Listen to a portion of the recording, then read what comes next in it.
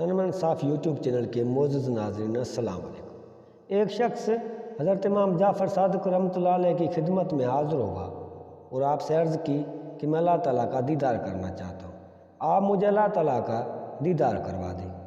آپ نے اسے فرمایا، کیا تو نہیں جانتا کہ حضرت موسیٰ علیہ السلام سے فرمایا گیا تو مجھے ہرگز نہیں دیکھ سکتا؟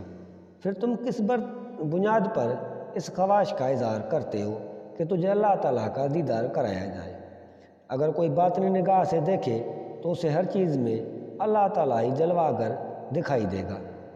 وہ شخص کہنے لگا، یہ بات تو میں بھی جانتا ہوں، لیکن میرے دل کی خواہش ہے کہ میں اللہ تعالیٰ کا دیدار کروں۔ اس شخص کی یہ گفتگو سن کر امام جعفر صادق رحمۃ اللہ علیہ نے حکم دیا کہ اس شخص کے ہاتھ پاؤں باندھ کر دریائے دجلہ میں ڈال دیا جائے۔ آپ کے حکم کے مطابق ایسا ہی کیا گیا۔ جب اس کو ہاتھ پاؤں باندھ کر پانی میں پھینکا گیا تو پانی نے اسے اوپر کی طرف پھینکا، تو اس نے حضرت امام جعفر صادق رحمۃ اللہ علیہ سے بہت فریاد کی، مگر آپ نے اس کی فریاد پر کوئی غور نہیں کیا، بلکہ دریا کے پانی کو حکم دیا کہ اس کو خوب اچھی طرح اوپر نیچے گوتے دو۔ چنانچہ پانی نے اس شخص کو خوب گوتے دیے۔ جب وہ شخص گوتے کھا کھا کر نڈھال ہو گیا اور اس کی التجا پر امام جعفر صادق رحمۃ اللہ علیہ نے بھی کوئی توجہ نہیں دی تو اس نے اللہ تعالیٰ کو مدد کے لیے پکارا۔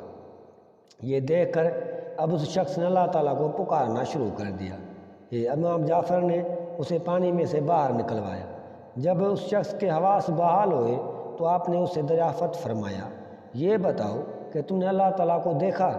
کہنے لگا، جب تک میں دوسروں سے مدد مانگتا رہا اس وقت تک تو میرے سامنے حجاب سا حائل تھا، مگر جب میں نے سچی دل سے اللہ تعالیٰ کو مدد کے لیے پکارا تو میرے قلب میں کچھ ایسی روشنی سی پیدا ہوئی کہ جس سے میری ساری بے چینی اور بے قراری ختم ہو گئی، جیسے کہ اللہ تعالیٰ کا قول ہے کہ کون ہے جو حاجت مند کی پکار پر اس کا جواب دے۔